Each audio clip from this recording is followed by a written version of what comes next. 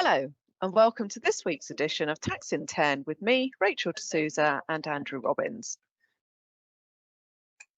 Well, now that the dust is settling after party conference season is finished, the tax nerd in me has been thinking about some of the messages coming out in relation to the future tax policy. And in particular, one possible Labour Party policy announcement caught my eye. And it surprised me, actually, there hasn't been more discussion about this. Well, maybe that's because it was too niche to be picked up. Well, that could be right. But if so, it's a shame because it's actually an interesting one.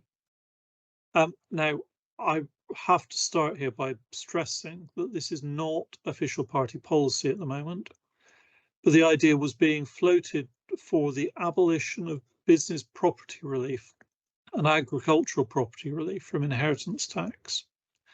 And if that actually happened, it could have some really significant consequences. No, you're right. I totally agree. And that would be really quite big news.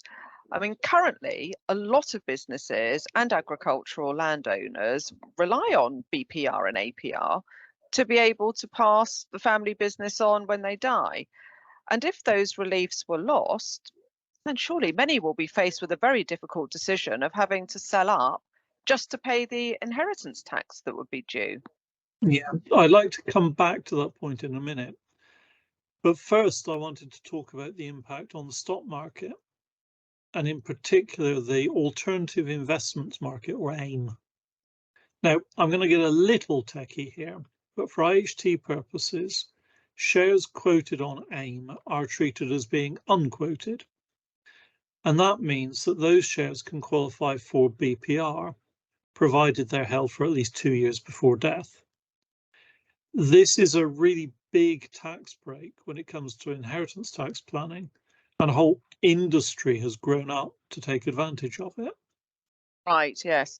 And the way that this works is that the fund managers put together share portfolios to be held by investors who are worried about IHT. So, for example, if I'm in my 80s and I have investments of £1 million, I may worry that, giving them all away and surviving for 7 years is a bit of a risk. But actually, if I take that £1 million and buy AIM shares with them, and as long as I've held them for 2 years, that £1 million will be completely exempt from IHT. And so actually, that sounds more attractive to me. It does, doesn't it? Now, there are obviously risks of holding AIM shares because the companies are smaller and more volatile, but that's why you have a portfolio.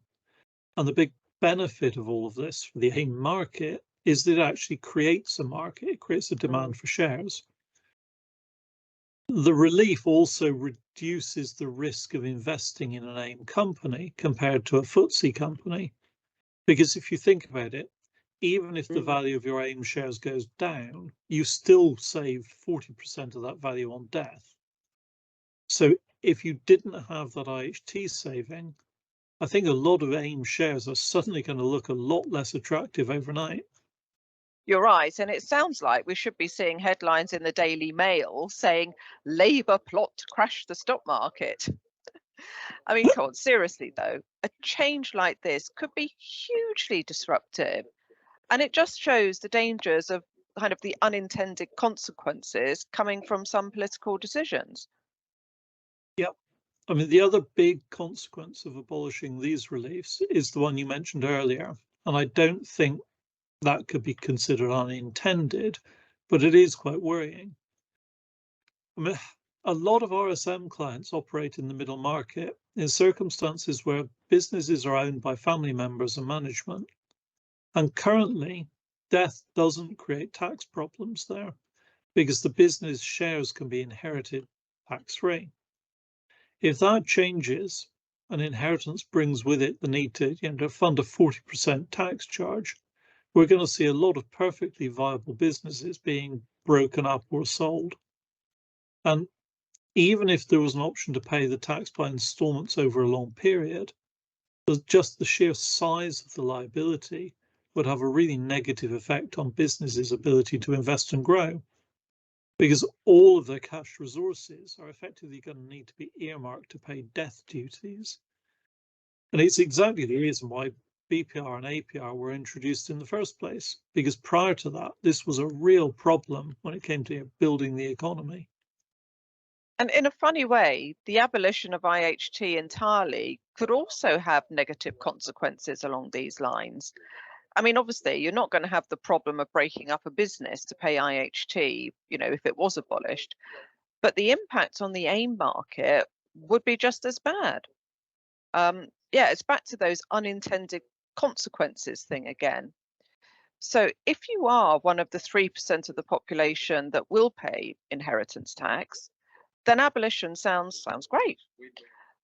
But if you have been prudent with planning and hold a big AIM portfolio so that you could pass on your wealth to your children intact, you could be really unhappy if the IHT saving proves to be unnecessary.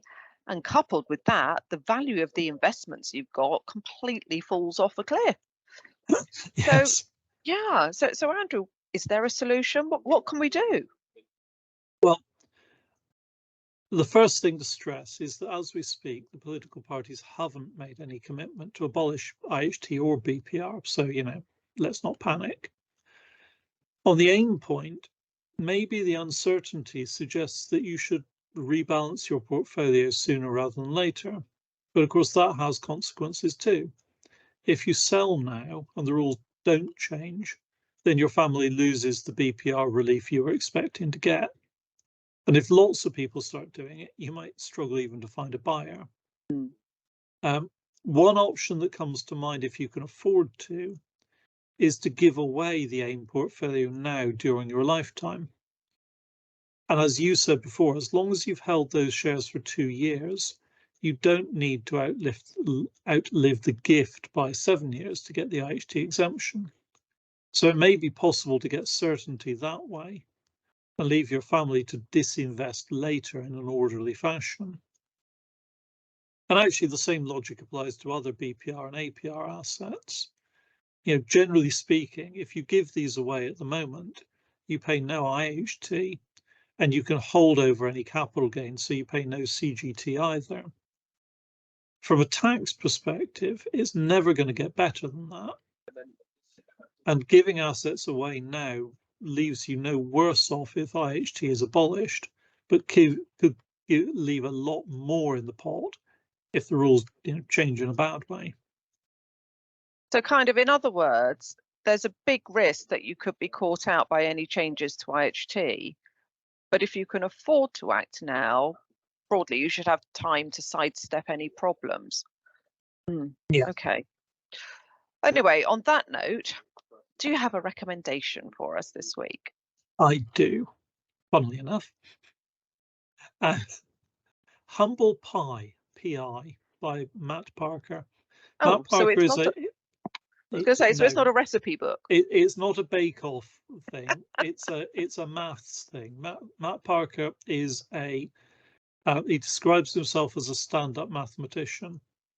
So he's a maths person, but he writes and he does tours and things. And Humble Pie is all about sort of where maths goes wrong. There's a fantastic story in there, for example, about a plane in Canada where when they were refueling it, they got confused between liters and gallons. And instead of filling up with enough gallons, they put that number of liters in, and the plane ran out of fuel halfway across Canada. That's not very funny, Andrew. Well, spoiler, everybody survived, so that makes it funny. But it's full of these really sort of fun, quirky stories about why things matter and what goes wrong. It's really interesting. Anybody with an interest in maths or engineering or science generally, it's really good fun. Humble Pie by Matt Parker. Okay, but actually that does sound interesting, so I might try that one. Anyway, thank you for listening to us, and that's me, Rachel D'Souza, and Andrew Robins, tax partners at RSM.